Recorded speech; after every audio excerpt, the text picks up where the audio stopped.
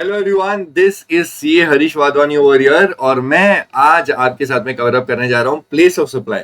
Place of supply IGST act के अंदर लिखा हुआ है। तो अब मैं आपके साथ जो डिस्कस करूंगा वो चार सेक्शंस हैं प्लेस ऑफ सप्लाई गुड्स के लिए और सर्विसेज के लिए। लेकिन ध्यान देना, ये जो चार सेक्शंस है 10, 11, 12, 13, ये चारों सेक्शंस आईजीएसटी एक्ट के हैं। तो ध्यान देना, गड़बड़ मत करना, गलती मत करना। ऊपर टॉप पे आपको मैंने सारी चीजें लिख करके रखी हुई है। प्लेस ऑफ सप्लाई गुड्स के लिए अगर फाइंड आउट करना है और वो ट्रांजेक्शन अगर एक डोमेस्टिक ट्रांजेक्शन है, दैट इज इंपोर्ट एक्सपोर्ट वाला नहीं है, तो सेक्शन 10 है। बट अगर गुड्स का इंटरनेशनल ट्रांजेक्शन है, इंटरनेशनल मतलब इंपोर्ट एक्सपोर्ट ऑफ गुड्स है, import of goods export of goods है, तो सेक्शन 11 है।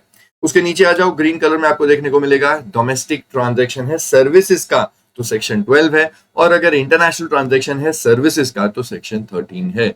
ये बहुत बेसिक फंडा है, इसको साथ में रखते हुए आगे हम लोग डिस्कस करते हैं। लेट्स स्टार्ट, फटाफट से रिवाइज करना इस बातों को। ये वीडियो कौन देखना चाहता है? अरे कोई भी देखो, कोई दिक्कत नहीं, क्योंकि ये सबके लिए कॉमनली एप्लीकेबल है। सीए, सीएस, सीएमए, इंटर वाले देखें, फाइनल वाले देखें, कोई देखो, कोई दिक्कत नहीं है, सबके लिए एप्लीकेबल है। लेटेस्ट अमेंडेड वर्जन है सितंबर 24 के स्टूडेंट्स के लिए, सीए इंटर वालों के लिए चल जाएगा और दिसंबर वालों के लिए भी चल जाएगा, जैन वालों के लिए भी चल जाएगा, सबके लिए सब चल जाएगा। कोई अमेंडमेंट जितनी थी सब आ गई, जनवरी में कोई अमेंडमेंट नहीं है, चालू करते हैं। ओके, सबसे पहला section 10 of the IGST act, ये है प्लेस ऑफ सप्लाई गुड्स के लिए और यहाँ पे ट्रांजैक्शंस होते हैं other than import and export. सबसे पहला पॉइंट नंबर 1, सेक्शन 10(1) का क्लॉज ए बोलता है कि अगर सप्लाई का कोई ऐसा ट्रांजैक्शन है वेयर मूवमेंट इज इन्वॉल्व, अब मूवमेंट कोई भी कराए, चाहे मूवमेंट सप्लायर करवाए, रेसिपिएंट करवाए या एनी अदर पर्सन, उससे फर्क नहीं पड़ता। Place of supply will be where the movement of the goods terminates for the purpose of delivery to the recipient. दूसरा वाला case bill to ship to model का है। फिलहाल के लिए रुक जाओ, bill to ship to model के लिए मैं एक सेपरेट डिस्कशन उठाऊंगा। I have made some charts और वो चार्ट्स के बेसिस पे कवर अप कर लेंगे। पॉइंट नंबर 3, ऐसा कोई transaction where there is no movement involve, अगर कोई भी मूवमेंट इन्वॉल्व नहीं है तो ऐसे केस में place of supply will be the location of the goods at the time of delivery to the recipient. Point number 4, नया ऐड हुआ है, अमेंडमेंट है, तबाही लेवल है, इंपॉर्टेंट है, सुनना यहाँ पे। अगर सप्लाई किया जा रहा है किसी अनरजिस्टर्ड पर्सन को, तो ऐसे केस में दो बातें हो सकती हैं। अगर जो सप्लायर है उसके पास में उस रेसिपिएंट का, जो कि अनरजिस्टर्ड है, उस रेसिपिएंट का एड्रेस ऑन रिकॉर्ड है, अगर एड्रेस ऑन रिकॉर्ड है तो वही ले लेंगे, that is location of the recipient. But अगर सामने वाला जो रेसिपिएंट जो कि अनरजिस्टर्ड है और उसका एड्रेस ऑन रिकॉर्ड भी सप्लायर के पास में अवेलेबल नहीं है, तो ऐसे केस में सप्लायर की location he place of supply बन जाएगी। तो पहला प्रेफरेंस कोशिश करेंगे LOR, location of the recipient, लेकिन अगर वो नहीं हो पा रहा है तो लेंगे LOS, location of the recipient. अब यहाँ पे एड्रेस ऑन रिकॉर्ड की बात क्या है, इसके लिए भी पॉइंट नीचे बना करके बोला कि भाई सप्लायर के पास में रेसिपिएंट का एड्रेस मतलब पूरा घर का एड्रेस, कौन सा फ्लैट, कौन सी गली नंबर, कौन सा सेक्टर, वो सब लिखने की जरूरत नहीं है। अगर खाली स्टेट भी अगर पता होगा, if only the state of the unregistered person is mentioned, then also it would be sufficient। तो रेसिपिएंट का बस जिस स्टेट से आया है वो स्टेट अगर पता होगा तो काम हो जाएगा, बन जाएगी बात। पॉइंट नंबर 5 की बात करें, कोई ऐसा ट्रांजैक्शन जिसमें असेंबलिंग या फिर इंस्टॉलेशन की जरूरत पड़ती है, goods are required to be assembled या फिर इंस्टॉल्ड एट अ साइट, ऐसे केस में place where such goods are assembled और installed will be the place of supply. Point number 6 में है supply of goods on board a conveyance. Goods अगर on board supply किए जा रहे हैं तो ऐसे केस में where place where the goods are taken on board, वो ट्रेन में, बस में, ट्रक में, जो भी है, वो ट्रक में तो नहीं है बट ट्रेन में या बस के अंदर या फ्लाइट के अंदर, wherever the goods are taken on board, या वेसल के अंदर भी where the goods are taken on board, जहां से उठाया वो हो जाएगा place of supply. Point number 7 काम का नहीं है, एक्चुअली इसके अंदर सरकार के पास में पावर है कुछ केसेस को सर बनाने का, लेकिन उन्होंने अब तक कुछ भी यहाँ पे रूल्स वगैरह बनाए नहीं है, सो दिस पॉइंट काम का नहीं है। अब ऊपर एक मेरे को अभी भी पता है bill to ship to model बाकी है, बिल टू शिप टू के लिए मैं एक बढ़िया सा चार्ट दे दूंगा, बट पहले हम लोग 11 देख लेते हैं यार, इसके बाद तो दिक्कत ही नहीं है कोई। 11 तो सबसे ईजी है, ये है सप्लाई ऑफ गुड्स का ट्रांजेक्शन में प्लेस ऑफ सप्लाई अगर निकालना है तो, बट खास करके ये सिर्फ इंपोर्ट और एक्सपोर्ट वाले ट्रांजैक्शंस में काम आता है। पॉइंट नंबर 1, अगर गुड्स इंपोर्टेड इनटू इंडिया है तो ऐसे केस में location of the importer will be the place of supply, and अगर गुड्स एक्सपोर्ट किए गए हैं फ्रॉम इंडिया तो फिर location outside India will be the place of supply. अब आपको डिस्कस करवा देता हूं एक बढ़िया सा चार्ट। मैं कुछ चीजें यहाँ पे ऑलरेडी बना के रखा हूं, मेरी फोटो शायद अब आपको स्क्रीन पे नहीं दिखेगी, ऐसे केस में बस आप वो स्क्रीन पे जो भी डायग्राम दिख रहा है उस डायग्राम के बेसिस पे चीजों को समझ लेना। अब ये bill to ship to model में आपको एक डायग्राम दिख रहा है जिसमें 3 लोग इन्वॉल्व हैं, एक है मिस रानी, उसके बाजू में येलो मिस गुंजन और तीसरा मिस्टर हरीश, जो कि मैंने अपना ही नाम लिख दिया। एक्चुअली ये क्लास में कुछ स्टूडेंट के बेसिस पे हमने एक एग्जाम्पल बनाया था और उसी को कंटिन्यू करते हुए आगे बात कर रहे हैं। तो देखो, मिस गुंजन ने मुझे एक ऑर्डर दिया, मिस्टर हरीश मुझे एक ऑर्डर दिया है, उसको मुझे कुछ गुड सप्लाई करने हैं। तो ये एक ट्रांजेक्शन है, वहां पे ब्लू कलर की लाइन आपको दिख रही है, येलो गुंजन है, ग्रीन मैं हूं। अब मैंने उसको कुछ भी गुड्स देने के लिए बात हो गई है, आई am the supplier, she is the recipient. हम दोनों के बीच में जो बात है वो एक ट्रांजेक्शन की है, कुछ सप्लाई होने वाला है। बट उसको जो गुड्स मुझे देने हैं वो गुड्स एक्चुअली मेरे फैक्ट्री में या मेरे पास है भी नहीं। ऐसे केस में मैं एक पार्टी को फोन करता हूँ, अगेन उनका नाम है मिस रानी। मैं रानी जी से बस ये कहता हूँ कि आप एक काम कीजिए, मैं हमारे एक क्लाइंट है मिस गुंजन, आप उनके पास में ये वाले गुड्स डिलीवर करवा दीजिए, शिपिंग करवा देना उसके पास में। लेकिन ध्यान देना मिस रानी, आपने बिल मेरे पास में भेजना है। अगर आप बिल उनके पास भेज देंगे तो सारी चीजें डिस्क्लोज हो जाएंगी, उनको मेरे सारे रेट्स और प्रॉफिट्स पता चल जाएंगे। तो ऐसे केस में मैं बिल अपने पास मंगवा रहा हूँ और शिपिंग उसके पास में करवा रहा हूँ, मिस गुंजन के पास में। और यही है पूरा कैच, मेरा और मिस रानी के बीच का जो ट्रांजैक्शन है। हालांकि ये क्लियरली एक ट्रांजैक्शन है, सप्लाई होने वाली है यहाँ पे, but this is a specific transaction जहां पे मेरे क्लियर इंडिकेशन है रानी को कि रानी प्लीज प्लीज प्लीज गड़बड़ मत कर देना, वहां पे आपने बस शिपिंग करनी है, बिल उनको मत देना, बिल मेरे पास में करवा देना। और ये है प्योर प्योर ट्रांजैक्शन, मेरे और रानी के बीच का transaction, which is a bill to ship to model transaction. हालांकि मेरा जो गुंजन वाला ट्रांजैक्शन है, जहां पे I am the supplier, Gunjan is recipient, वो ट्रांजैक्शन एक नॉर्मल ट्रांजैक्शन है वेयर मूवमेंट इज इन्वॉल्व। और इसी के लिए मैं कह भी रहा था पहले ही वाले पॉइंट में कि भाई मूवमेंट कोई भी कराए, चाहे सप्लायर कराए, चाहे रेसिपिएंट कराए या एनी अदर पर्सन। तो मैं सप्लायर हूं, मैं तो कोई मूवमेंट नहीं करा रहा हूं। रेसिपिएंट गुंजन है, वो भी कोई मूवमेंट नहीं कर रही है, हम किसी थर्ड पर्सन से मूवमेंट करवा रहे हैं और वो भी कंसिडर किया जाएगा। ध्यान देना, रानी और गुंजन के बीच में कुछ भी ट्रांजैक्शन नहीं है, there is just a movement, बस मूवमेंट हो रही है, कुछ डिलीवरी करवाना है, शिपिंग हो रही है, ट्रांजैक्शन नहीं है उन दोनों के बीच में। ट्रांजैक्शन 1 मेरे और गुंजन के बीच में, Harish is the supplier, Gunjan is the recipient. And transaction 2, Rani is the supplier, Harish is the recipient, and this is a pure case, Rani और हरीश के बीच का जो ट्रांजैक्शन है that is clear a bill to ship to transaction. अब आपको दूसरे साइड पे दिख रहा है उस ट्रांजैक्शन की प्लेस ऑफ सप्लाई। पहला वाला transaction 1 where movement is involve, वहां पे साइड में आपको राइट हैंड साइड पे दिखेगा प्लेस ऑफ सप्लाई। तो सप्लायर हरीश है, रेसिपिएंट गुंजन है, और क्योंकि movement is involve, place of supply will be where the movement of the goods terminates. और दूसरे वाले केस में दैट इज ट्रांजैक्शन 2 में आपको दिखेगा bill to ship to model, और bill to ship to model है रानी वाला और मेरा वाला ट्रांजैक्शन। ऐसे केस में मैं रेसिपिएंट हूं, मैं बायर हूं, और place of supply will be PPOB of the buyer, that is PPOB of Harish in this case. इसी को अगर मैं थोड़ा सा आगे जाकर के अब आपको तीनों पार्टीज का लोकेशन पॉइंट बता दूं तो अब आपको और क्लियर होगा। एग्जाम का क्वेश्चन भी इस तरीके से बनाया जाता है। ध्यान देना, यहाँ पे हमने कुछ किया नहीं है, बस नाम के आगे हमने उन लोगों की लोकेशन बना दी है। मिस रानी है रायपुर की, दैट इज छत्तीसगढ़ में फॉल करता है, Chhattisgarh is a state. Harish is of Hathras, Hathras UP Uttar Pradesh में है, और गुंजन गांधीनगर की है, दैट इज गुजरात।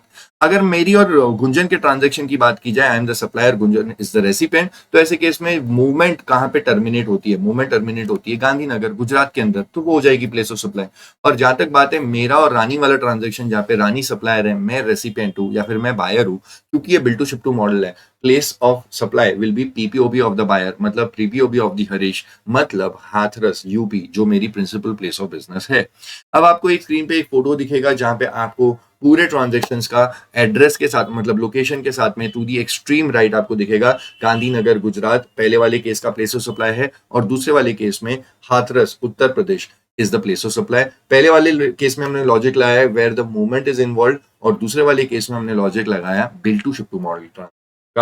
इसी के साथ मेरा ये वाला डिस्कशन सेक्शन 10 और 11 यहीं पे खत्म होता है। And now I will take you directly to section 12 एंड 13, जहां पे हम प्लेस ऑफ सप्लाई सर्विसेज की बात कवर अप करेंगे। ओके जी, अब हम लोग सेकंड पार्ट को कवर अप करने वाले हैं। ये प्लेस ऑफ सप्लाई के अंदर मेरे दो सेक्शंस अभी कवर अप करने बाकी हैं, सेक्शन 12 और 13। 12 और 13 हमको प्लेस ऑफ सप्लाई सर्विसेज में काम आता है, लेकिन ध्यान देना ये 12 और 13 दोनों ही आईजीएसटी एक्ट के सेक्शंस हैं। और बहरहाल आपको कौन से सेक्शन में जाना है, 12 में जाना है कि 13 में जाना है, इसकी क्लैरिटी ऑलमोस्ट आपको पता है, लेकिन क्लैरिटी बहुत अच्छे से समझ लेना। LOS एंड LOR मतलब location of supplier and location of recipient, ये दोनों के दोनों अगर इंडिया में है तो फिर आप बोलोगे कि ये ट्रांजैक्शन एक डोमेस्टिक ट्रांजैक्शन है और हमको जाना है सेक्शन 12 के अंदर। लेकिन अगर सेक्शन 13 की जहां तक बात है तो सप्लायर या फिर रेसिपिएंट LOS और LOR दोनों में से कोई भी एक अगर इंडिया के बाहर है तो ये ट्रांजैक्शन इंटरनेशनल ट्रांजैक्शन है और इसको हम लोग देखेंगे सेक्शन 13 से। यहां पे बहुत अच्छे से समझना, देखो place of supply find out करना है अपने को, place of supply find out करना है तो पहले देखो सप्लायर और रेसिपिएंट दोनों इंडिया के हैं तो सेक्शन 12 में चले जाएंगे, और सप्लायर और रेसिपिएंट दोनों में से कोई भी एक इंडिया के बाहर है तो सेक्शन 13 में जाएंगे। अब यहां पे आ रहे हैं सेक्शन 12 में, पहले बात करते हैं डोमेस्टिक ट्रांजैक्शंस की। सेक्शन 12 के अंदर अगर मैं आपसे बात करूं तो सबसे पहले आपको दिख रहा है डिफॉल्ट प्रोविजन, लेकिन एक्चुअली डिफॉल्ट प्रोविजन में हमको सबसे पहले एंटर नहीं करना होता। सेक्शन 12 के अंदर कुछ 12 स्पेसिफाइड ट्रांजैक्शन है, कुछ 12 स्पेसिफाइड सर्विसेज हैं। वो 12 स्पेसिफाइड सर्विसेज इस पेज पे 5 है अगर आप देख पा रहे हो लेफ्ट साइड पे, और इस पेज पे 6 7 8 9 10 11 और लास्टली 12, ये 12 स्पेसिफाइड ट्रांजैक्शन है। सबसे पहले अगर आपका क्वेश्चन सेक्शन 12 का है तो जाकर के देखो क्या इसमें से प्लेस ऑफ सप्लाई निकल रहा है कि नहीं निकल रहा है। बट अगर कुछ ऐसा केस है जो यहाँ पे इन 12 पॉइंट्स में कहीं पे भी नहीं आ रहा है, तब जाकर के आपको रेफर करना है general provision also called as default rule. तो डिफॉल्ट रूल पे सबसे पहले मत आना। डिफॉल्ट रूल लिखा तो मैंने सबसे पहले है बिकॉज मेरे को जगह की एडजस्टमेंट फिट करनी थी, लेकिन आपको अप्रोच करना है इसको सबसे लास्ट में। पहले चेक करो आपका ट्रांजेक्शन स्पेसिफाइड में बैठ रहा है कि नहीं, अगर बैठ रहा है तो वहीं से ले लो प्लेस ऑफ सप्लाई, और अगर स्पेसिफाइड में नहीं बैठ रहा है तब जाकर के डिफॉल्ट में आना है। अब डिफॉल्ट के अंदर दो बातें हैं। पहली बात, अगर ट्रांजैक्शन B2B है तो आपका प्लेस ऑफ सप्लाई अलग होगा, और ट्रांजैक्शन B2C है तो प्लेस ऑफ सप्लाई अलग होगा। ये B2B और B2C का मतलब वो नहीं है जो आप 11th और 12th के इकोनॉमिक्स में देखते थे। B2B और B2C इज सप्लायर और रेसिपिएंट अगर दोनों रजिस्टर्ड है, ये भी रजिस्टर्ड, तब जाकर के मैं इसको बोलता हूं कि ये ट्रांजैक्शन B2B है। बट अगर सप्लायर खाली जीएसटी में रजिस्टर्ड है और रेसिपिएंट अनरजिस्टर्ड है तो ये ट्रांजैक्शन B2C है। एक रजिस्टर्ड किसी अनरजिस्टर्ड को देगा सप्लाई ऑफ सर्विसेज, तो ये ट्रांजैक्शन B2C का होगा। ठीक है, तो आई बिलीव ये कॉन्टेक्स्ट मैंने आपको समझा दिया है B2B और B2C का क्या सीन है। इसी को लेकर के अब हम लोग आगे की डिस्कशन लेते हैं। डिफॉल्ट रूल में सबसे पहली बात, अगर ट्रांजैक्शन B2B है तो फिर दिमाग थोड़ी करने का ही नहीं है, क्योंकि रेसिपिएंट जीएसटी में रजिस्टर्ड है तो फिर वो रेसिपिएंट जहां पे भी रजिस्टर्ड है उसकी जो लोकेशन है वही हो जाएगा प्लेस ऑफ सप्लाई। B2C की जहां तक बात है, अब क्योंकि सामने वाला जीएसटी में रजिस्टर्ड नहीं है तो सप्लायर के पास में अगर रेसिपिएंट का एड्रेस ऑन रिकॉर्ड है तो वही ले लेंगे प्लेस ऑफ सप्लाई। बट अगर रेसिपिएंट का एड्रेस ऑन रिकॉर्ड नहीं है तो फिर लोकेशन सप्लायर की ले लो, LOS will be the place of supply. सरकार की पहले कोशिश रहेगी LOR ले लेते हैं, तो B2C में सबसे पहला प्रेफरेंस है अगर LOR लेना चाहो तो LOR ले लो, एड्रेस ऑन रिकॉर्ड है तो लोकेशन ऑफ रेसिपिएंट ले लेना, और अगर वो नहीं है तब जाकर के आपने सप्लायर की लोकेशन दैट इज LOS लेनी है as your place of supply.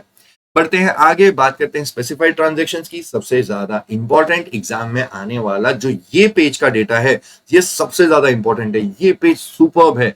Section 12 के अंदर सबसे पहला श्री गणेश होते हैं हमारे 5 पॉइंट से, और ये 5 पॉइंट्स का निमोनिक आपको एकदम एक्सट्रीम लेफ्ट में दिख रहा है, टीटो। ठीक है, भुवन बाम के टीटो मामा के ये मैंने एक्रोनिम निमोनिक बनाया है, निमोनिक बनाया हुआ है। टीटो इज द TITTO। एक एक करके बता दूंगा, लेकिन आप एक बात समझो कि मैंने इन पांचों को अलग क्यों रखा है, क्योंकि इन पांचों में एक फंडा ये है कि ये पांचों ट्रांजैक्शंस के लिए सरकार ने प्रोविजंस में बात इस तरीके से कही है कि अगर ये पांचों ट्रांजैक्शंस हुए हैं या पांचों में से कोई भी हुए हैं, अगर ये ट्रांजैक्शन B2B है, सप्लायर रेसिपिएंट दोनों रजिस्टर्ड है, तो दिमाग फोड़ी करने की जरूरत ही नहीं है। वो रेसिपिएंट क्योंकि जीएसटी में रजिस्टर्ड है तो लोकेशन ऑफ रेसिपिएंट पता ही है, जीएसटी में रजिस्टर्ड है भाई, तो location of recipient will be the place of supply. लेकिन अगर ट्रांजैक्शन B2C है तो हमको अब एक एक करके याद करना होगा। ठीक है, सबसे पहली बात T से ट्रेनिंग एंड परफॉर्मेंस अप्रेजल वाली service. Training and performance appraisal की सर्विस में टेंशन लेने की जरूरत ही नहीं है। अगर B2B है तो location of the recipient will be the place of supply, but अगर B2C है तो where the services are actually perform that will be the place of supply. भाई एक बात समझना, मैंने जहां पे येलो करा हुआ है ना, ये आपको पढ़ने में बड़ी आसानी होनी चाहिए। मैंने ये डिमार्केशन करके रखा हुआ है क्योंकि येलो वाली हाइलाइट्स पे मैंने जो भी बातें लिखी है वो सरकार ने ऐसे लिखा है, एक्चुअली। तो आपको याद करने में ज्यादा दिमाग पे लोड लेने की जरूरत नहीं है।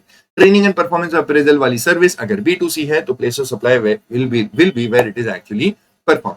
B2B है तो LOR हो जाएगा। इंश्योरेंस की सर्विस अगर B2B ट्रांजेक्शन है तो सोचने की जरूरत ही नहीं है, location of the recipient will be the place of supply. लेकिन अगर B2C है तो उसमें भी location of the recipient will B place of supply, कोई चेंज नहीं होगा। देखो आप यहाँ पे ऐसे नहीं बोल सकते कि लोकेशन ऑफ रेसिपेंट नहीं है तो लोकेशन ऑफ सप्लायर नहीं, नहीं भाई, लोकेशन ऑफ रेसिपेंट ही लेना पड़ेगा और वो एड्रेस ऑन रिकॉर्ड होगा ही होगा, क्योंकि इंश्योरेंस कंपनी है, अगर किसी व्यक्ति को इंश्योरेंस बेच रही है तो जाहिर सी बात है उससे कुछ डॉक्यूमेंट्स लेगी और वो सारे डॉक्यूमेंट्स के अंदर जाहिर सी बात है उसका एड्रेस भी लिया जाएगा। तो अगर इवन दो सामने वाला अनरजिस्टर्ड है फिर भी location of recipient will be the place of supply. Third case, transportation of goods. भाई साहब अगर ये B2B का ट्रांजेक्शन है फिर तो दिमाग थोड़ी करने की जरूरत ही नहीं, location of the recipient will be the place of supply. B2C है तो ध्यान देना ऐसे केस में जहां से गुड्स को उठाया, टेक्निकल भाषा में where the goods are handed over for transportation, handed over for transportation, handed over for delivery नहीं, हैंडेड ओवर फॉर ट्रांसपोर्टेशन। तो वो जो ट्रांसपोर्ट एजेंसी है वो जहां से गुड्स को उठाएगी for the purpose of transportation will be the place of supply. अब नीचे एक पॉइंट हुआ करता था कि भाई साहब गुड्स की ट्रांसपोर्टेशन अगर आउटसाइड इंडिया हो रही है तो ऐसे केस में destination of the goods will be the place of supply, लेकिन ऐसा प्रोविजन जो भी हुआ था वो कट कर दिया गया है अमेंडमेंट द्वारा, इस पॉइंट को एलिमिनेट कर दिया है। तो अब ध्यान देना ऐसे केस में अगर गुड्स की ट्रांसपोर्टेशन आउटसाइड इंडिया भी हो रही है तो भी हमारे लिए place of supply will be where the goods are handed over for transportation, मतलब जहां से गुड्स को उठाया है। Fourth case, transportation of passenger. Again वापस बोल रहा हूं, अगर रेसिपेंट जीएसटी में रजिस्टर्ड है, ट्रांजैक्शन B2B है तो दिमाग फोड़ी करने की जरूरत ही नहीं, प्लेस ऑफ सप्लाई वही होगी, that is location of the recipient will be the place of supply. But अगर ट्रांसपोर्टेशन ऑफ पैसेंजर की सर्विस B2C है, रेसिपेंट अनरजिस्टर्ड है, तो जहां से पैसेंजर को उठाया दैट मींस जहां से पैसेंजर एम्बार्क करता है on the conveyance for the purpose of continuous journey. उसके बाद में पॉइंट नंबर 4 है एक्चुअली हेल्ड है organisation of event. Organisation of event के अंदर आपको ये बता दूं कि आपकी जो एंसिलरी सर्विसेज है, असाइनिंग ऑफ स्पॉन्सरशिप है, इसके साथ में सारी एंसिलरी भी आ गई, सारा स्पॉन्सरशिप सर्विस आ गया, सब कुछ आ गया। तो ऑर्गेनाइजेशन ऑफ इवेंट की सर्विस अगेन अगर B2B का ट्रांजैक्शन है तो फिर location of the recipient will be the place of supply, but अगर B2C है तो where the event is actually held. इसके अंदर दो फंडे हैं, अगर आपको यहां पे ध्यान देना है B2C के अंदर। देखो B2B है तो फिर बात तो पक्की है कि B2B है तो बात का टेंशन लेने की जरूरत ही नहीं है। ऐसे केस में हमेशा location of the recipient will be the place of supply. बात करूं अगर मैं आपको B2C के अंदर तो where event is actually held, but if the event is held outside India, अगर इवेंट दुबई में हो रहा है, सप्लायर भी इंडिया में है, रेसिपेंट भी इंडिया में, बट इवेंट इंडिया के बाहर हो रहा है, तो ऐसा हो नहीं सकता, खींच के इंडिया में लेके आना पड़ेगा। ऐसे केस में even if the event is held outside India, place of supply will be location of recipient. Recipient तो इंडिया का ही है ना, तो प्लेस ऑफ सप्लाई हमको इंडिया ही लेना पड़ेगा। और ये ब्लू वाला हाइलाइटर पे आपको ध्यान देने की ज्यादा जरूरत नहीं है। यहाँ पे बोला जाता है कि इंडिया के अंदर ही अगर एक से ज्यादा स्टेट के अंदर थोड़ी थोड़ी सर्विसेज दी गई थी, क्योंकि इवेंट अलग अलग स्टेट्स में हुआ था, तो ऐसे केस में जिस जिस स्टेट में जो जो इवेंट हुआ था वो प्रोपोर्शनेटली बांट के उस स्टेट का हमको प्लेस ऑफ सप्लाई लेना है। यहाँ पे मदद करता है रूल 5, लेकिन रूल 5 अपने को पढ़ने की जरूरत नहीं है, अपने सिलेबस में नहीं है। नीचे की दो बातें हैं, एक्चुअली ये ट्रांसपोर्टेशन ऑफ पैसेंजर से रिलेटेड है और ये दोनों ही बातें बहुत इंपॉर्टेंट है। पहला वाला पॉइंट इसके अंदर बोलता है right to passage is given for future use. ऐसा समझो कि हम लोग जब भी मुंबई की बात कर रहा हूं कि हम लोग रेलवे की पास बना लेते हैं, या बाकी केस में भी आप लोग बाकी शहरों में भी रेलवे की पास बनती है मंथली या क्वार्टरली या जो भी है, या फिर बस की पास बन जाती है, आपको रोज टिकट लेने की जरूरत नहीं है, आपने वो सीजनल टिकट करवा लिया है। तो ऐसे केस में जो भी आपने ये पास बनवाई है, ये पास के लिए अगर आपको प्लेस ऑफ सप्लाई निकालना है तो उसके लिए डिफॉल्ट रूल जाना पड़ेगा, ये वाला जो हमने सबसे पहले देखा, ठीक है, उसके लिए डिफॉल्ट रूल देखना पड़ेगा।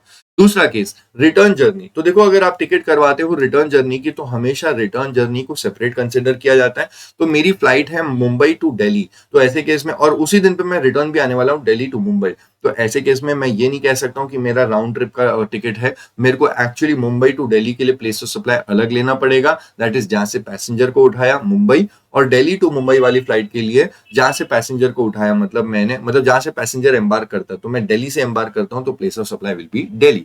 लेकिन ये सब की दिमाग फोड़ी करने की जरूरत ही नहीं है, अगर ट्रांजेक्शन B2B है तो फिर location of the recipient will be the place of supply, ठीक है। इस पूरी कहानी को टीटो मामा कहता हूं और ये टीटो मामा के अंदर ही B2B और B2C का बाइफरकेशन है, उसके अलावा पूरी एक्ट में कहीं पे ऐसा कुछ भी नहीं है।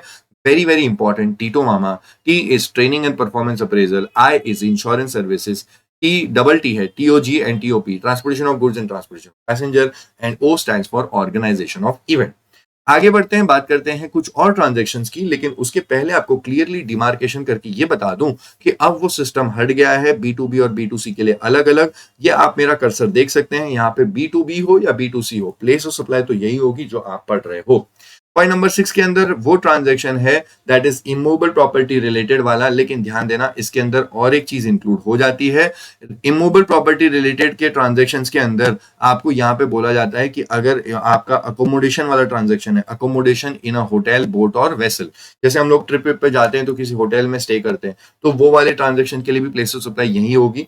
अब इसमें आपको ज्यादा टेंशन लेने की जरूरत नहीं है, क्योंकि अब आप स्क्रीन को इस तरीके से जब देखेंगे तो ऊपर टीटो मामा में जो लास्ट वाला ओ है उसका B2C का जो भी डेटा है वो ही नीचे आपको यहाँ पे देखने को मिल रहा है। बस फर्क ये है कि ऑर्गेनाइजेशन ऑफ इवेंट में जो बातें B2C के लिए बोली गई थी वो बातें पॉइंट नंबर 6 में अप्लाई होती है, और पॉइंट नंबर 6 में वो लगेगी ही लगेगी, फिर चाहे पॉइंट नंबर 6 का ट्रांजैक्शन B2B हो या B2C हो, बातें तो यही लगेंगी। ऊपर के लिए ये सिर्फ अप्लाई होता है तब B2C है, ठीक है ना। देखना, अगर इमूवेबल प्रॉपर्टी रिलेटेड ट्रांजैक्शन है तो प्लेस ऑफ सप्लाई क्या होगा, place of supply will be where the immovable property is located और इंटेंडेड टू बी लोकेटेड, या फिर वेयर द होटल या बोट या vessel is located, actually located, ठीक है। तो होटल, बोट और वेसल में भी जब आप लोग वो केरला के अंदर वो बैक वाटर्स में आप बोट में स्टे करते हैं, या फिर आप क्रूज शिप पे जाते हैं तो वेसल में स्टे करते हैं, ऐसे केस में वो वेसल या बोट जिस भी स्टेट में है वही हो जाएगा प्लेस ऑफ सप्लाई। अब देखो, बोट और वेसल तो घूमती रहती है, वो तो समंदर में तैरती रहती है, कभी कभी कोस्टल पे हो के महाराष्ट्र से, गोवा से, कर्नाटका, केरला भी घूमती रहती है, तो ऐसे केस में अलग अलग स्टेट्स का प्लेस ऑफ सप्लाई निकलेगा। हालांकि इसके लिए मदद करता है रूल 4, लेकिन रूल 4 अपने को फिलहाल पढ़ने की जरूरत नहीं है। अब बात करते हैं कि अगर आपने कुछ भी ऐसा ट्रांजैक्शन किया है, सप्लायर भी इंडिया में, रेसिपेंट भी इंडिया में, लेकिन जिस इमूवेबल प्रॉपर्टी के रिस्पेक्ट में ट्रांजैक्शन किया है वो इमूवेबल प्रॉपर्टी इंडिया के बाहर है, फॉर एग्जांपल वो इमूवेबल प्रॉपर्टी दुबई में है। अब हीरानंदानी वाले जो है, हीरानंदानी बिल्डर्स, उनकी एक इमूवेबल प्रॉपर्टी दुबई में, उनका कुछ बिल्डिंग्स वगैरह बन रही है, तो वो तो सप्लाई, वो रेसिपेंट है और मैं सप्लायर हूँ, मुझे उनकी जो बिल्डिंग है उसके अंदर कुछ इंटीरियर डिजाइनिंग करने का कुछ काम वगैरह मिल गया, या वायरिंग करने का काम मिल गया, इलेक्ट्रिशियन का, ठीक है। तो ऐसे केस में मैं सप्लायर हूं, मैं इलेक्ट्रिशियन वाला काम करने वाला हूँ, हीरा अंदानी बिल्डर्स ये तो इंडिया के ही है, तो मैं और वो दोनों सप्लायर और रेसिपेंट इंडिया में ही है, बट प्लेस ऑफ सप्लाई ऐसा हो नहीं सकता कि हम लोग आउटसाइड इंडिया चले जाएं, even though immovable properties outside India हम लोग खींच के लेके आ जाएंगे। ऐसे केस में बोला जाता है place of supply will be location of the recipient, recipient की location will be the place of supply. तो वापस से रिकैप करवा देता हूं, इमूवेबल प्रॉपर्टी के केस में where the immovable property is actually located or intended to be located, but if the immovable property is located outside India, तो place of supply will be location of the recipient। और अगर India के अंदर ही अलग अलग states में वो service दी जा रही है, इमूवेबल प्रॉपर्टी अलग अलग स्टेट्स में है, तो ऐसे केस में हम लोग प्रोपोर्शनेटली हर स्टेट का थोड़ा थोड़ा जो भी प्रोपोर्शनेट अमाउंट करके ले लेंगे as a place of supply. Point number 7 is admission to an event या फिर अम्यूजमेंट पार्क। अगर आप कोई इवेंट है, IPL वगैरह देखने जा रहे हो, कुछ मैच या म्यूजिकल कॉन्सर्ट देखने जा रहे हो, तो उस इवेंट में अंदर जाने के लिए आपको टिकट लेनी पड़ती है। तो वो जो इवेंट वाले वो आपको एक सर्विस दे रहे हैं, that is admission to that event, और आप कंसिडरेशन दे रहे हो by way of purchasing the ticket, तो प्राइस पे कर रहे हो टिकट का। ऐसे केस में place of supply will be where the event is actually held, या फिर where the amusement park is actually located. Point number 8 is banking and other financial services including stock broking. ऐसे case में ये default rule की तरह थोड़ा सा आपको सिमिलर लगेगा। कोशिश करेंगे पहले LOR, और नहीं बैठा तो लोकेशन ऑफ द सप्लायर। पहला, location of the recipient in records of the supplier, और अगर रिकॉर्ड्स में रेसिपेंट का लोकेशन नहीं है सप्लायर के पास में, तो फिर location of supplier will be the place of supply. Point 9 के अंदर कुछ ट्रांजेक्शन है, लेकिन ध्यान देना ये सारे के सारे ट्रांजेक्शन थोड़े से इंडिविजुअल रिलेटेड की फीलिंग आपको देंगे। यहाँ पे इंडिविजुअल का फिजिकली प्रेजेंट होना जरूरी है, वरना ये वाली सर्विसेज नहीं दी जा सकती। पहला वाला है रेस्टोरेंट एंड केटरिंग सर्विसेज, उसके बाद पर्सनल ग्रूमिंग, बाल वाल कटवा रहे हैं, ठीक है, fitness, gymming, yoga, workout and all that thing, beauty treatment and health services. Health service हम लोग डॉक्टर के पास चेकअप वगैरह कराने जाते हैं या फिर ब्लड टेस्ट कराने जाते हैं, ये सब कुछ हेल्थ सर्विसेज हैं। तो ये यहाँ पे इंडिविजुअल का फिजिकल प्रेजेंस होना जरूरी है। ये सारे ही केसेस के लिए place of supply will be where such services are actually perform. Point number 10 के अंदर है services on board a conveyance. देखो वहां पे हमने पढ़ा था goods on board a conveyance, ये सर्विसेज है। Services on board a conveyance के लिए first schedule point of departure of the conveyance, first schedule point of departure of the convince.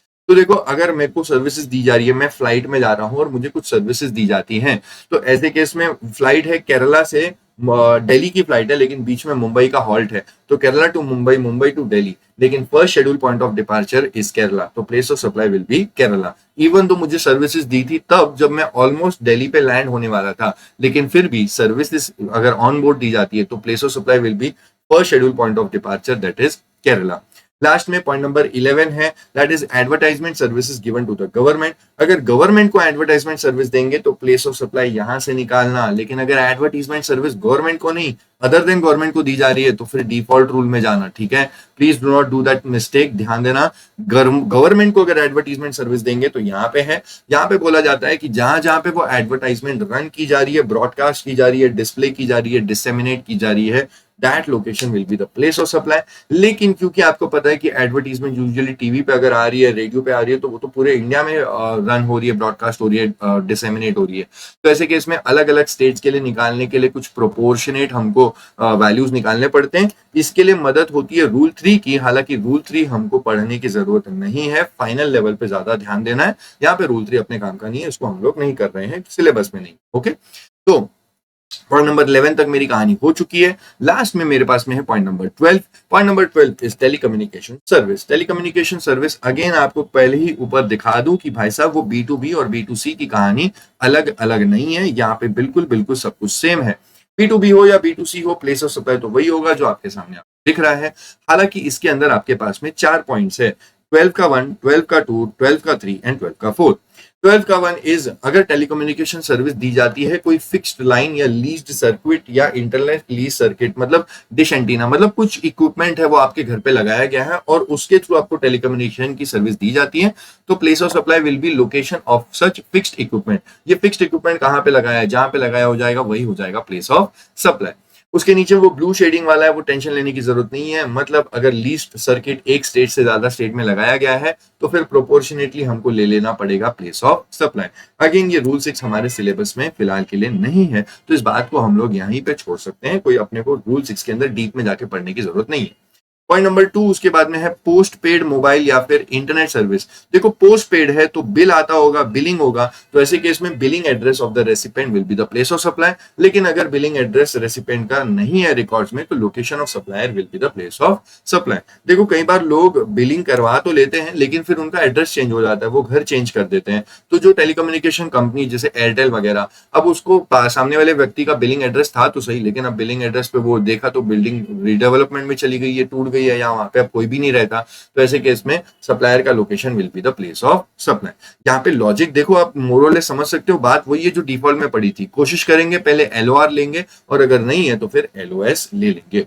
अब सीधा दुबक के आ जाओ पॉइंट नंबर 4 के अंदर, क्योंकि वो आपको थोड़ा इजी सा लगेगा। Point number 4 is other cases. Other cases में बात वही है जो डिफॉल्ट की तरह है, कोशिश करेंगे पहले LOR लेंगे, नहीं जमा तो LOS लेंगे। Address of recipient in records of the supplier नहीं जमा तो address of the location of the supplier will be the place of supply. अब आती है थोड़ी सी दिक्कत की बात, स्टूडेंट को यहाँ पे थोड़ा सा ध्यान देना चाहिए। प्रीपेड मोबाइल या फिर इंटरनेट या फिर DTH वाली सर्विसेज। अब प्रीपेड वाले केस में आपके पास में 3 बातें हैं। पहली बात, वो वाउचर वगैरह होता था पहले, ठीक है, तो अगर आपने मोबाइल का रिचार्ज करवाना है वाउचर्स के थ्रू, वो छोटा सा ऐसा होता था, स्क्रैच करके हम लोग निकालते थे उसका पीछे कोड और फिर वो डाल के हमारा मोबाइल रिचार्ज कराते थे। तो ऐसे केस में अगर वो वाउचर वो टेलीकम्युनिकेशन कंपनी का वाउचर कंपनी ने बेचा था थ्रू सम सेलिंग एजेंट, जो कंपनी का प्रॉपर सेलिंग एजेंट होता है या रीसेलर होता है या डिस्ट्रीब्यूटर, तो उसके थ्रू बेचा था, तो ऐसे केस में address of such selling agent will be the place of supply. But अगर सेलिंग एजेंट के थ्रू नहीं, किसी भी पर्सन ने, जैसे हम लोग को याद होगा पान की शॉप पे भी मिल जाता था, जनरल शॉप पे भी हमको वाउचर मिल जाता था, जनरल स्टोर वाली दुकान पे, तो अगर any other person is selling to the final subscriber, वो कंपनी का एक्चुअल रीसेलर सेलिंग एजेंट नहीं है एयरटेल कंपनी का, एयरटेल कंपनी के 15-20 वाउचर लेकर के उस जनरल स्टोर वाले व्यक्ति ने अपनी दुकान पे रख लिया था। तो अगर कोई भी पर्सन फाइनल सब्सक्राइबर को बेच रहा है तो ऐसे केस में place of supply will be where the prepayment is received या फिर place of sale of such voucher. Last में जो आज की तारीख में बहुत ज्यादा चलता है, दैट इज हम लोग अपने मोबाइल में ऐसे ही अभी रिचार्ज करवाते हैं, that is payment made through electronic mode.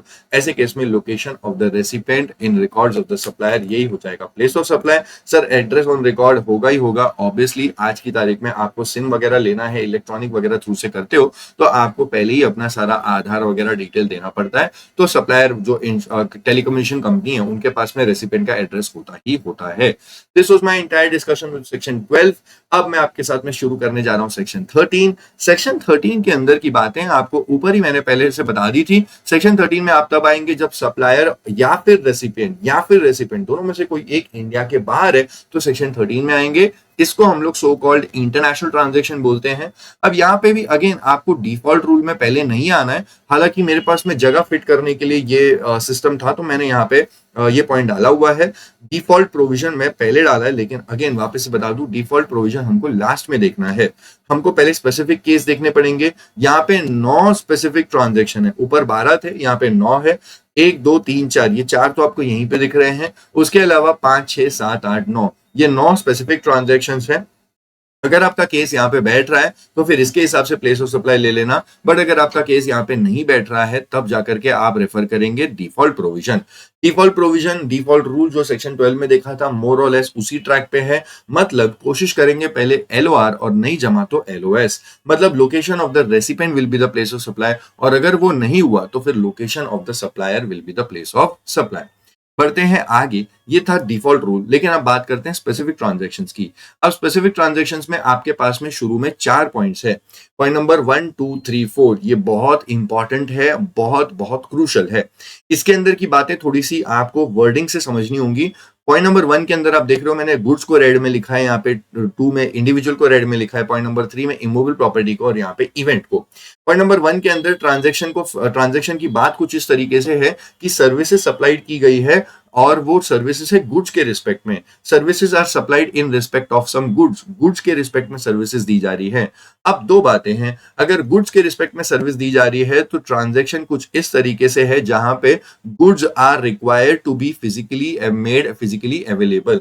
जिन भी गुड्स के ऊपर, मान लो ये लैपटॉप है जिसके ऊपर मैं रिकॉर्ड कर रहा हूं, ये मैं एक सप्लायर हूं जो मैं लैपटॉप रिपेयर करता हूं, तो मेरे को अगर लैपटॉप रिपेयर करना है तो उस व्यक्ति ने बोला लैपटॉप खराब हो गया, मैं बोला नहीं लैपटॉप आपको भेजना पड़ेगा, मैं कुछ नहीं कर नहीं सकता, मेरे को यहाँ पे आप भेजेंगे तो ही मैं ठीक करूंगा। तो वो दोस काइंड ऑफ ट्रांजैक्शंस जहां पे गुड्स के रिस्पेक्ट में सर्विसेज दी जाएगी और वो भी गुड्स को मेरे पास में लेके आना पड़ेगा, goods are required to be made physically available. ऐसे केस में place of supply will be where the services are actually performed.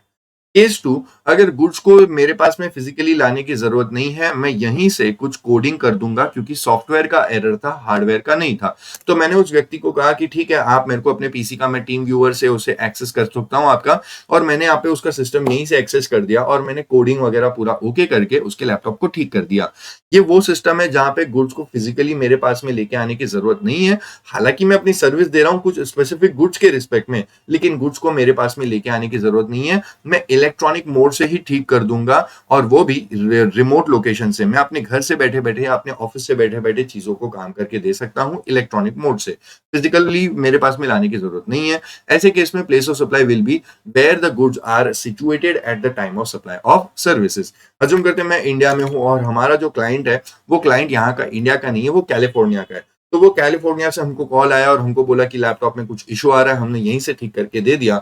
तो फिर लोकेशन, प्लेस ऑफ सप्लाई क्या होगा? California, because location where the goods are situated at the time of supply. जब मैं ये काम करके दे रहा था, जब मैं सप्लाई सर्विस दे रहा था, उस टाइम पे गुड्स कहाँ पे थे? गुड्स कैलिफोर्निया में थे। तो फिर location of the goods, location where the goods are situated at the time of supply of services, ये हो जाएगी प्लेस ऑफ सप्लाई।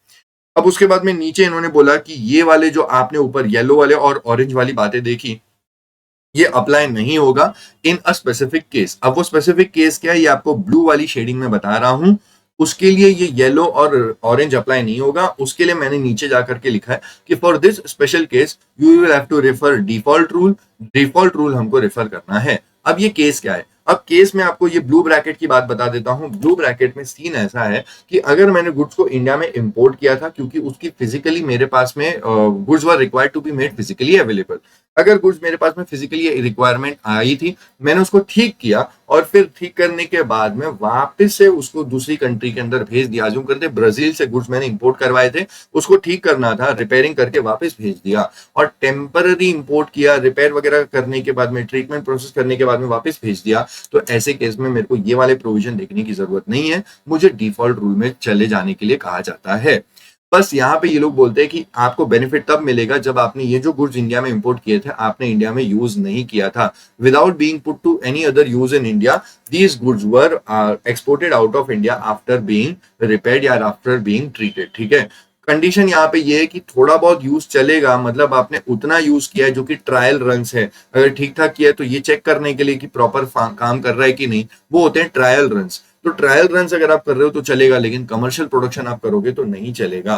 तो ये वाला बेनिफिट आपको तब मिलेगा जब आपने इंडिया के अंदर इंपोर्ट किया है temporarily, only for the purpose of repairing, repair करने के बाद में वापस इंडिया के बाहर भेज दिया, तो ऐसे केस में ये वाला प्रोविजन नहीं लगेगा, फिर डिफॉल्ट रूल के थ्रू अपने को आंसर लेके आना होगा। ठीक है, ये थी पूरी बात पॉइंट नंबर 1 की। ये पॉइंट नया सा है लेकिन इंपॉर्टेंट है। अब बात करते हैं पॉइंट नंबर 2 की, 3 की और 4 की। पॉइंट नंबर 2 के अंदर बोला कि सर्विसेज इंडिविजुअल रिलेटेड है। तो इंडिविजुअल रिलेटेड सर्विस जो मैंने अभी आपको ये वाले एग्जांपल्स दिए थे पॉइंट नंबर 9 के अंदर, restaurant, catering, personal grooming, fitness and all that thing, जहां पे इंडिविजुअल की फिजिकल प्रेजेंस होना जरूरी है, ऐसे केस में place of supply will be where the services are actually perform. तो ये बात तो ऊपर भी लिखी थी, देखो यहाँ पे where the services are actually perform, और यही बात ऊपर भी लिखी है, where the services are actually perform.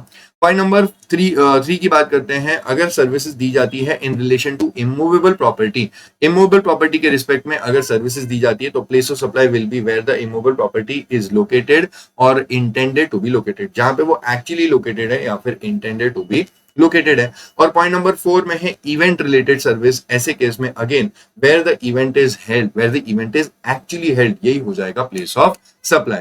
अब बाजू में मैंने कुछ रेशियोज लिखे हैं, स्टूडेंट आपको यहाँ पे कंफ्यूज होने की जरूरत नहीं है। पहली बात तो मैं आपको थोड़ा सा क्लैरिटी दे दूं, इवेंट रिलेटेड में आपको यहाँ पे दोनों ही बातें बोली है। मैं थोड़ा सा रेड सर्कल बनाऊंगा, ध्यान देना, यहाँ पे admission to an event as well as organisation to an event. तो अगर वो वाली सर्विस है जो इवेंट ऑर्गेनाइजेशन करने वाली है तो उसके लिए भी प्लेस ऑफ सप्लाई वही होगा, that is where event is actually held. और अगर एडमिशन टू एन इवेंट है, आप फुटबॉल मैच देखने गए, क्रिकेट मैच देखने गए, वॉट एवर इट इज, तो आपको अंदर जाना था, टिकट दिया आपको, this is called as admission to an event, इसके लिए भी place of supply will be where the event is actually held. अब यहाँ पे मैंने 5:1 इसलिए लिखा हुआ है कंपैरिजन के बेसिस पे। अगर मैं सेक्शन 12 से कंपेयर करूं और सेक्शन 13 का आंसर देखूं तो 12 के अंदर 5 बातें लिखी थी और यहाँ पे एक ही बात लिखी है। अगेन यहाँ पे 3:1 है क्योंकि सेक्शन 12 के अंदर 3 बातें थी, यहाँ पे एक ही बात है, और यहाँ पे 1:1 है क्योंकि वहां पे एक ही बात थी और सेम टू सेम बात यहाँ पे है। आपको थोड़ी सी और क्लैरिटी दे देता हूं, यहाँ पे आप देख लीजिए section 12 versus section 13, and this is with respect to individual related services. Individual related services के लिए टेंशन लेने की जरूरत नहीं है क्योंकि जो सेक्शन 12 में बोला था वही सेक्शन 13 में है। 12 में बोला था where the services are actually perform, 13 भी बोलता है where the services are actually perform. तो 1:1 मतलब कट कॉपी पेस्ट है, 12 में जो पड़ा वही 13 में भी अप्लाई हो जाता है। बट अगर मैं बात करूं थोड़ा सा आगे जाकर के, अगर मैं आपको ये बताऊं कि ये इमूवेबल प्रॉपर्टी रिलेटेड का जो ट्रांजैक्शन है उसके लिए क्या पॉइंट है, तो ध्यान देना उसके लिए सेक्शन 12 के अंदर एक्चुअली 3 बातें थी, बट सेक्शन 13 के अंदर उसके लिए फिलहाल तो एक ही बात है। सेक्शन 12 के अंदर बोला था कि where the immovable property is actually located, plus और 2 पॉइंट्स थे, अगर इवेंट आउटसाइड इंडिया हो रहा है तो लोकेशन ऑफ द रेसिपेंट ले लेंगे, और इंडिया के अंदर ही एक स्टेट में एक से ज्यादा स्टेट्स में सर्विस दी जा रही है तो फिर अलग अलग स्टेट्स में प्रोपोर्शनेटली जो भी होगा वो हमको लेना पड़ेगा प्लेस ऑफ सप्लाई। हालांकि सेक्शन 13 ऐसा कुछ भी नहीं बोलता है, सेक्शन 13 में बस इतना बोला कि where the immovable property is located. अब बात करूं मैं आपसे वो वाली सर्विसेज जो इवेंट रिलेटेड वाली सर्विसेज होती है, तो देखो इवेंट रिलेटेड वाली सर्विस में उसमें हमने देखा था टीटो मामा में फॉल कर रहा था ये वाला, ये है ऑर्गेनाइजेशन ऑफ इवेंट, ये फॉल कर रहा था टीटो मामा के अंदर, ओके। और जो एडमिशन टू इवेंट है ये फॉल कर रहा था नीचे जाकर के पॉइंट नंबर 7 के अंदर, ये मेरा सीरियल नंबर 7 था और ये मेरा सीरियल नंबर 5 था। तो ऑर्गेनाइजेशन ऑफ इवेंट के लिए सेक्शन 12 बोलता है कि B2B होगा तो लोकेशन ऑफ द रेसिपिएंट ले लेना, और B2C होगा तो where the event is actually held, और उसमें भी अगर इवेंट आउटसाइड इंडिया हो रहा है तो फिर लोकेशन ऑफ द रेसिपिएंट, और अगर इंडिया के अंदर ही अलग अलग स्टेट्स में हो रहा है तो फिर आपको अलग अलग स्टेट्स का प्रोपोर्शनेट आंसर लेना होगा। तो B2C में 3 पॉइंट्स थे, एक मैंने ऊपर लिखे थे और 2 नीचे ऐसे बाइफरकेशन करके लिखे थे, और B2B वाला अलग, तो आपकी यहाँ पे 4 बातें हो जाती है। फिर एडमिशन ऑफ इवेंट के लिए फिर B2B हो या B2C हो, सबके लिए actually held, where the event is actually held. हालांकि सेक्शन 13 के अंदर ऐसा कुछ भी दिमाग फोड़ी करने का जरूरत नहीं है। जहां तक बात है सेक्शन 13 की, सेक्शन 13 में सिर्फ एक ही बात बोला, where the event is actually held. अब वो ऑर्गेनाइजेशन ऑफ इवेंट हो या फिर एडमिशन टू एन इवेंट हो, अब वो B2B हो या B2C हो, सबके लिए क्या है, actually held, actually held. So this is very important. अगर मैं कंपेयर करूं तो सेक्शन 12 के अंदर 5 बात बोली गई है। मैं आपको नंबरिंग के साथ में बताता हूं, 1 2 और ये 2 पॉइंट्स है, तो 3 4 और यहाँ पे 5, ये 5 बातें हैं। हालांकि एक्चुअली हेल्ड के अंदर, सॉरी, सेक्शन 13 के अंदर एक ही बात बोली गई है, एंड दैट्स इट। ओके तो इस पूरी डिस्कशन के बाद में मैं आपको लेकर के जाता हूं ये 4 पॉइंट्स के अंदर, और अब आपको मेरा बाजू में वो रेशियो जो लिखा हुआ है वो बातें समझ में आ जाएंगी। और सेक्शन 1 के, और जो पॉइंट नंबर 1 है, इसको आप ऊपर से कंपेयर नहीं कर सकते, क्योंकि ये पॉइंट ऊपर सेक्शन 12 में कहीं था ही नहीं, गुड्स रिलेटेड ऐसा कुछ पॉइंट था ही नहीं, इसलिए मैंने लिखा है नया है वह, नया है यह। इसका मतलब ये नहीं है कि ये अमेंडमेंट के तौर पे आए, इसका मतलब ये है कि ये सेक्शन 12 से कंपेयर करने की कोई आपका पॉइंट ही नहीं है, क्योंकि ये सेक्शन 13 में नया पॉइंट बनाया गया है। 2 3 और 4 इसको आप कंपेयर कर सकते हैं सेक्शन 12 से। इस तरीके से मैंने आपको यहाँ पे चीजें बताई है। अब नीचे जो आपको दिख रहे हैं ये कॉमन पॉइंट्स हैं, ये कॉमन पॉइंट्स आपको goods related, individual related, immovable property related, event related सब में काम आएंगे। ये 2 बात हैं। इसके अंदर की जो पॉइंट नंबर बी की बात है, ये एकदम लल्लू है, इसमें कोई दिमाग लगाने की जरूरत नहीं है। पॉइंट नंबर बी के अंदर बस इतना बोला गया है कि अगर एक स्टेट से ज्यादा स्टेट के अंदर सर्विसेज दी जाती है तो ऐसे केस में आपको प्रोपोर्शनेटली हर स्टेट का आंसर लेना पड़ेगा। तो ये तो हमने ऊपर भी देखा था, उसमें कोई दिक्कत नहीं है। तो सबसे खतरनाक पॉइंट है जिसको मैं यहाँ पे अभी रेड टिक दे करके आपको बताता हूं, ये इंपॉर्टेंट पॉइंट है। इसकी भाषा क्या है मैं बोलना चाहता हूं। अच्छा, ये सबके लिए लगेंगे, ये goods, individual related, immovable property related, event related, सबके लिए लगेंगे। यहाँ पे बोला जाता है कि अगर आपको कॉन्ट्रैक्ट मिला है, वर्ल्ड कॉन्ट्रैक्ट, फॉर एग्जाम्पल मुझे इमूवेबल प्रॉपर्टी के रिस्पेक्ट में कोई कॉन्ट्रैक्ट मिला है, और इमूवेबल प्रॉपर्टी के रिस्पेक्ट में जो कॉन्ट्रैक्ट है वो 5 अलग अलग प्रॉपर्टीज के लिए, एक प्रॉपर्टी यूएस में है, एक प्रॉपर्टी ऑस्ट्रेलिया में, एक प्रॉपर्टी दुबई में, एक प्रॉपर्टी सिंगापुर में। अब ये चारों इमूवेबल प्रॉपर्टीज के रिस्पेक्ट में मुझे सर्विस देनी है, लेकिन और एक प्रॉपर्टी है, 5वीं प्रॉपर्टी, वो मुंबई के अंदर है, और इस पूरे कॉन्ट्रैक्ट के लिए मुझे 1 करोड़ दिया जाएगा। अब इस पूरे 1 करोड़ के लिए आपको समझना होगा प्लेस ऑफ सप्लाई क्या होगा। पूरे 1 करोड़ के लिए place of supply will B India, that is location in the taxable territory, location in the taxable territory. Because अगर यहाँ पे पूरे कॉन्ट्रैक्ट के अंदर एक भी लोकेशन अगर इंडिया की है, एक भी लोकेशन अगर इंडिया की है, तो place of supply will B entire, पूरे ट्रांजैक्शन के लिए, पूरे कॉन्ट्रैक्ट के लिए place of supply will be location in the taxable territory. इसका हम लोग सोल्यूशन प्रैक्टिकल लाइफ में ऐसे निकालते हैं कि भाई साहब एक काम करो, 4 अलग जो अलग अलग कंट्रीज के हमारे प्रॉपर्टीज हैं उसके लिए एक अलग कॉन्ट्रैक्ट बना दो, और मुंबई के लिए एक अलग कॉन्ट्रैक्ट बना दो। ऐसा हम लोग कर सकते हैं। हालांकि क्वेश्चन में अगर आपको ऐसा बोला गया कि 5 में से एक भी लोकेशन इंडिया की है, तो पूरे कॉन्ट्रैक्ट के लिए place of supply will be location in the taxable territory. ये एक इंपॉर्टेंट पॉइंट था। इसके अलावा अब आगे की जो बातें हैं उसमें आपको ज्यादा लोड लेने की जरूरत नहीं है, और यहाँ पे इसी पेज पे आपका कंटेंट खत्म हो जाएगा। एक बात समझना, आपको यहाँ पे पॉइंट नंबर 5 के अंदर 3 अलग अलग ट्रांजेक्शन है। पहला transaction, services are supplied by a banking company या फिर फाइनेंशियल इंस्टीट्यूशन या फिर एनबीएफसी, बट ये सबसे इंपॉर्टेंट है जो कि मैं थोड़ा सा आपको बता दूं। अगर सर्विस दी है अकाउंट होल्डर्स को, अगर सर्विस दी है अकाउंट होल्डर्स को, बैंक, फाइनेंशियल इंस्टीट्यूशन या एनबीएफसी, इन्होंने अपने अकाउंट होल्डर्स को ही सर्विस दी है, तो फिर लोकेशन हो जाएगी सप्लायर की, LOS, location of the supplier will be the place of supply. दूसरा, कुछ इंटरमीडियरी सर्विसेज हैं, इंटरमीडियरी सर्विसेज के लिए again location of the supplier will be the place of supply. And point number 3, ये important है, अगर hiring हुई है, hiring of means of transport, this also includes yacht and hiring only up to a period of 1 month other than hiring of aircraft and vessel, तो इसके लिए हो जाएगा location of the supplier, location of supplier will be the place of supply. अब थोड़ा सा इसका detail analysis समझते हैं। अगर यॉट की हायरिंग हुई है और हायरिंग अगर अप टू 1 मंथ की है तो ये ले लेंगे location of the supplier will be the place of supply. But अगर यॉट की हायरिंग हुई है 1 महीने से ज्यादा की, तो फिर उसके लिए आपको डिफॉल्ट रूल में आना पड़ेगा, क्योंकि यहाँ पे आपको ये वाला पॉइंट सिर्फ तब तक रेफर करना है जब तक हायरिंग है up to a period of 1 month. Sir अगर 1.5 महीने के लिए हुआ तो फिर उस पूरे 1.5 महीने के लिए जो भी अमाउंट चार्ज किया गया है, जो कुछ भी है, उसका place of supply default rule से आपको निकालना होगा। अब यॉट के अलावा बाकी सारे मीन्स ऑफ ट्रांसपोर्ट का भी यही लॉजिक लगेगा, except aircraft and vessel. Aircraft vessel छोड़ दो, सारे मीन्स ऑफ ट्रांसपोर्ट यहाँ पे आ जाएंगे। अगर हायरिंग 1 मंथ की है तो LOS will be the place of supply, और अगर हायरिंग 1 महीने से ज्यादा की है तो फिर जो भी आपको डिफॉल्ट रूल के हिसाब से आंसर मिलेगा that will be the place of supply. Aircraft और वेसल के लिए तो भाई हमेशा हमेशा उसके लिए हायरिंग चाहे 1 महीने की हो, 1 दिन की हो या 1 साल की हो, एयरक्राफ्ट और वेसल के लिए आपको यहीं यहाँ पे नहीं आना है। एयरक्राफ्ट और वेसल की अगर आपको हायरिंग आपने करी हुई है तो उसका प्लेस ऑफ सप्लाई निकलेगा डिफॉल्ट रूल से। ये पूरी बातें थी पॉइंट नंबर 5 की। Point number 5 is very important, क्योंकि पॉइंट नंबर 5 एक लौता ऐसा केस है जहां पे छाती ठोक के बोला जाता है कि सप्लायर की location will be the place of supply. LOS, supplier की location will be the place of supply. अब तक आपने मेरे साथ में जितने भी प्रोविजंस देखे वहां पे बोला जाता है कोशिश करेंगे पहले LOR, location of the recipient will be the place of supply, और अगर ये नहीं हो पा रहा है तो LOS, location of the supplier will be the place of supply. मतलब जो फर्स्ट प्रायोरिटी दी जाती है वो एलओआर को और सेकंड प्रायोरिटी दी जाती है एलओएस को। लेकिन ये एकलौता ऐसा केस है जहां पे फर्स्ट एंड द लास्ट एक ही प्रायोरिटी है, that is LOS will be the place of supply। Very important.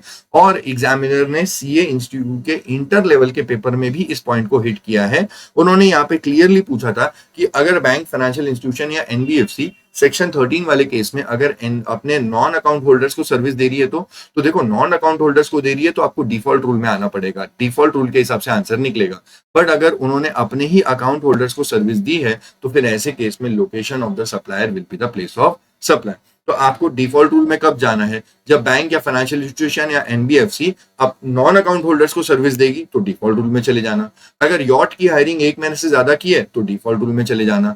अगर अदर मीन्स ऑफ ट्रांसपोर्ट है एयरक्राफ्ट और वेसल और यॉट को छोड़ करके, तो फिर उसकी हायरिंग अगर 1 महीने से ज्यादा की हुई है तो भी डिफॉल्ट रूल में चले जाना। और अगर एयरक्राफ्ट और वेसल की हायरिंग हुई है उसमें पीरियड ऑफ हायरिंग का कोई फर्क नहीं पड़ता है, एयरक्राफ्ट और वेसल की हायरिंग हुई है फॉर एनी पीरियड, उसके लिए आपको डिफॉल्ट रूल में ही जाना पड़ेगा। और अगेन और एक अमेंडमेंट आई है जिससे आपको ये वाले पॉइंट के लिए भी डिफॉल्ट रूल में जाना है, that is transportation of goods. पहले बोला जाता था ट्रांसपोर्टेशन ऑफ गुड्स के केस में अगर सेक्शन 13 की बात करें तो destination of the goods will be the place of supply, लेकिन अब अमेंडमेंट आकर के ये बात बोल दिया कि अगर ट्रांसपोर्टेशन ऑफ गुड्स हो रहा है तो ऐसे केस में you will have to refer default rule directly. Okay, and this is completely opposite of what you studied in point number 12, sorry section number 12। Section number 12 के अंदर हमने देखा था गुड्स के केस में दो बातें हैं। अगर गुड्स के केस में देखा जाए तो बी टू बी का ट्रांजेक्शन है तो फिर LOR, location of the recipient, ये वाला यहाँ पे पॉइंट नंबर 3 देखो आप। बी टू बी का ट्रांजेक्शन है तो location of the recipient will be the place of supply. But अगर बी टू सी का ट्रांजेक्शन है तो जहां से गुड्स को उठाया that is where the goods are handed over for the transportation. लेकिन यहाँ पे ऐसा कुछ भी नहीं है, बी टू बी का, बी टू सी तो छोड़ो, उठाया उठाया कुछ नहीं है। गुड्स के केस में ट्रांसपोर्टेशन ऑफ गुड्स है तो सीधा डिफॉल्ट रूल में जाना, आपको वहां से मिलेगा place of supply. Point number 7 की जहां तक बात है पैसेंजर ट्रांसपोर्टेशन की, तो यहां पे बोला जाता है जहां से पैसेंजर को उठाया, मतलब टेक्निकल टर्म्स में where the passenger embarks on the conveyance for a continuous journey, ये हो जाएगा place of supply. This is similar to section 12, हालांकि इसको 2:1 पॉइंट में हम लोग बांट सकते हैं। 2:1 मतलब वहां पे दो बातें, यहाँ पे एक बात है। अभी हमने देखा था यहाँ पे टीटू मामा के अंदर ट्रांसपोर्टेशन ऑफ पैसेंजर में अगर बी टू बी का ट्रांजेक्शन है तो LOR will be the place of supply, और अगर बी टू सी है तो where the passenger embarks on the conveyance for a continuous journey. यहाँ पे ऐसा कुछ भी नहीं है, यहाँ पे सिर्फ एक ही बात है, बी टू बी हो या बी टू सी हो कोई फर्क नहीं पड़ता। मैंने आपको इधर ही सर्कल करके बता दिया, बी टू बी हो बी टू सी हो, हमेशा जहां से पैसेंजर चढ़ता है, जहां से पैसेंजर एम्बार्क करता है on the conveyance for a continuous journey. इसीलिए 2:1 लिखा है, क्योंकि 12 में दो बातें हैं और यहाँ पे सिर्फ एक बात है। Services on board a convince, भाई साहब ये आपको स्ट्रेस आउट होने की जरूरत नहीं है, क्योंकि ये वाला पॉइंट डिट्टो सेम है, डिट्टो जो जो आपने ऊपर देखा था सेम टू सेम यहाँ पे लिखा हुआ है। Services on board a convince, यहाँ पे भी बोला जाता है first schedule point of departure will be the place of supply. ये एग्जैक्टली ऊपर भी सेम यही बात लिखी हुई थी। केरला टू मुंबई, मुंबई टू दिल्ली की फ्लाइट है, जिसमें मैंने बोला था कि सर्विसेज अगर मुझे, इवन दो जब मैं दिल्ली में लैंड होने वाला था तभी मुझे सर्विसेज दी थी। हालांकि ये दिल्ली एग्जाम्पल नहीं बैठेगा क्योंकि ये इंटरनेशनल फ्लाइट होगी, बट फिर भी अगर ऐसे केस में मैं लैंड होने वाला हूं वो टाइम पे दिया जाएगा तो फर्क नहीं पड़ता है। जहां से मैंने अपनी flight board sorry first schedule point of departure है वो हो जाएगा place of supply. And lastly O I D A R, ये एक online information database access and retrieval वाली सर्विसेज है। इनके लिए सीधा सीधा सिंपल है, LOR, location of the recipient will be the place of supply. Again यहाँ पे ये बात नहीं है कि रेसिपेंट का एड्रेस ऑन रिकॉर्ड नहीं है तो लोकेशन ऑफ सप्लायर ले लेंगे, ऐसा कुछ भी नहीं है। रेसिपेंट का लोकेशन ही आपको लेना है as a place of supply. अब एक बात यहाँ पे समझना कि OIDR सर्विस के रिस्पेक्ट में आपको एक छोटा सा कंटेंट है जो मुझे आपको शो करना है, वो कुछ 7-8 पॉइंट्स का है, छोटा सा पॉइंट है, उसको एक बार के लिए क्लिप ऐड करके समझा देता हूं। उसके अलावा ये चैप्टर पूरा पूरा डन है। ओके जी, तो ये है वो पॉइंट जिसके बारे में मुझे कवर अप करवाना था, बहुत छोटा सा है, 2 मिनट भी नहीं लगेगा। लोकेशन ऑफ द रेसिपेंट, जो OIDR सर्विसेज होती है उसके लिए हमेशा प्लेस ऑफ सप्लाई लेना होता है location of the recipient. But location of the recipient अगर कैलिफोर्निया भी है तो भी इंडिया हो सकता है। देखना, ये बात समझना, अगर कोई व्यक्ति जो कैलिफोर्निया में बैठा है और लोकेशन ऑफ द रेसिपेंट मतलब वो रेसिपेंट और वो कैलिफोर्निया में बैठा है, तो फिर भी हम कुछ केस में बोल सकते हैं कि नहीं नहीं नहीं, location of the recipient even though वो कैलिफोर्निया में बैठा है फिर भी हम बोल सकते हैं कि रेसिपेंट का लोकेशन इंडिया है and therefore place of supply will B India. ऐसा कब हो सकता है? इन्होंने बोला कि नीचे आपको 7 पॉइंट्स की लिस्ट बना करके दे रहे हैं, नीचे आपको दिख रहे हैं ABCDEFG, ये 7 पॉइंट्स है। अब ये 7 में से अगर 2 भी कंडीशंस, 2 पॉइंट्स भी हिट हो गए, 2 पॉइंट्स भी यहाँ पे कनेक्ट हो गए, तो मान लिया जाएगा कि जो रेसिपेंट है वो कैलिफोर्निया में नहीं बल्कि इंडिया में है। कैलिफोर्निया मतलब जस्ट एग्जाम्पल ही है, वो कोई और कंट्री में नहीं बल्कि इंडिया में है। तो रेसिपेंट का location will be treated as, वो इंडिया में बैठा है, will be treated as if it is in India, will be deemed to be located, recipient will be deemed to be located in the taxable territory if any of the 2 following conditions are complete. कोई भी 2 hit हो जाती है तो। पहला Simba, अच्छा इसको याद करने के लिए हम लोग क्या बोल सकते हैं? इसको याद करने के लिए हम लोग बोल सकते हैं सिम्बा, LIC, ठीक है। सिम्बा में बस SIM, ये आपका सीधा एक पॉइंट बनता है। उसके बाद में AA, सब कुछ एक एक अल्फाबेट के हिसाब से, और बा में B के बाद में डबल A है, ठीक है। सिम्बा LIC, सिम्बा SIM, सिम, ठीक है। तो वो जो भी व्यक्ति है वो ऑनलाइन वाला ट्रांजैक्शन करने के लिए जो सिम यूज कर रहा है, जो सिम कार्ड यूज कर रहा है, वो सिम कार्ड इंडिया का है, ये पहली कंडीशन। दूसरा B, बैंक अकाउंट, उसने जो बैंक अकाउंट यूज किया था for the purpose of making payment, payment करने के लिए जो बैंक अकाउंट यूज किया था वो बैंक अकाउंट इंडिया का बैंक है, इंडिया के बैंक का अकाउंट है। दूसरा तीसरा बिलिंग एड्रेस, उस रेसिपेंट ने वहां पे जो बिलिंग एड्रेस डाला था वो बिलिंग एड्रेस इंडिया का है। चौथा address presented by the recipient through the internet. देखो इंटरनेट के टाइम पे आपको कई जगहों पे अपना एड्रेस डालना होता है, तो बिलिंग एड्रेस तो अलग चीज है बट कई जगहों पे एड्रेस डालना होता है। जहां पे भी आपको एड्रेस पूछा था वो एड्रेस अगर आपने इंडिया का डाला है तो वो हो जाता है point number 4। Point number 5, location of the fixed landline. अगर ये ट्रांजैक्शन करने के लिए कुछ फिक्स लैंडलाइन यूज किया था, कुछ राउटर वगैरह यूज किया था, कुछ टेलीफोन वगैरह यूज किया था, तो वो एक फिक्स इक्विपमेंट है। वो फिक्स लैंडलाइन कहाँ पे लोकेटेड है? वो फिक्स लैंडलाइन इंडिया के अंदर इंस्टॉल किया गया है, it is installed in India. पांचवा पॉइंट छठा पॉइंट इज IP एड्रेस। जिस भी डिवाइस से आप ये सारा सर्विसेज ले रहे हो उस डिवाइस का IP एड्रेस क्या है? अगर उस डिवाइस का IP एड्रेस इंडिया है तो पॉइंट नंबर वो कनेक्ट हो जाएगा। And lastly credit card, debit card या any other card used for the purpose of making the payment. जिस भी बैंक का डेबिट कार्ड या क्रेडिट कार्ड यूज किया गया था for the purpose of making the payment, वो बैंक एक्चुअली इंडिया का है, उस इंडिया वाले बैंक ने ये credit card debit card issue किया था। अब ये 7 में से कोई भी 2 पॉइंट अगर हिट हो जाते हैं तो मान लिया जाएगा कि रेसिपिएंट इंडिया में है, he is deemed to be located in India. अब भले ही वो कैलिफोर्निया में बैठ करके चने खा रहा होगा लेकिन उस रेसिपिएंट की लोकेशन मान लिया जाएगा इंडिया के अंदर है। फॉर एग्जाम्पल अगर उसने उस ट्रांजेक्शन यूज करने के लिए सिम कार्ड जो यूज किया था वो इंडिया का था और जो बैंक अकाउंट से उसने पेमेंट करी वो बैंक अकाउंट भी इंडिया के किसी बैंक की थी, तो बस 2 पॉइंट भी हिट हो गए तो हम मान लेंगे कि वो इंडिया के अंदर है, कैलिफोर्निया में नहीं है। अब सिम कार्ड का जो आपका नंबर होता है कंट्री कोड के बेसिस पे, तो वो आपको दिखता है +91। हमारे इंडिया में जितने भी आपके पास मोबाइल फोन है 200 के पास है, सबके आगे +91 का कंट्री कोड लगता है, ये इंडिया का कंट्री कोड है। हालांकि हमारी नेबरिंग कंट्री पाकिस्तान, उसका जो कंट्री कोड है वो +92 है। तो ये इंडिया वर्सेस पाकिस्तान आपने यहाँ पे देख लिया। सिम्बा LIC में से अगर 2 भी पॉइंट्स हिट हो गए तो मान लिया जाएगा location of the recipient will be deem to be in India और अकॉर्डिंगली आपका OIDR सर्विस का आंसर उस हिसाब से निकलेगा। अब जाते हैं, बाकी देखते हैं, सुनते हैं और खत्म करते हैं। This was the end of all the discussion with respect to place of supply. Place of supply के सारे प्रोविजंस यहाँ पे खत्म हो जाते हैं। सेक्शन 12 और 13 भी हो गया और 10, 11 तो पहले ही कर लिया था। पूरा का पूरा place of supply is completely done. I hope you enjoyed this. I hope ये आपके बहुत काम आया होगा। ऐसे बहुत सारे कंटेंट में डालता रहूंगा। Till then stay tune to this channel. All the very best for your exams. See you soon in another video. Till then take care, bye.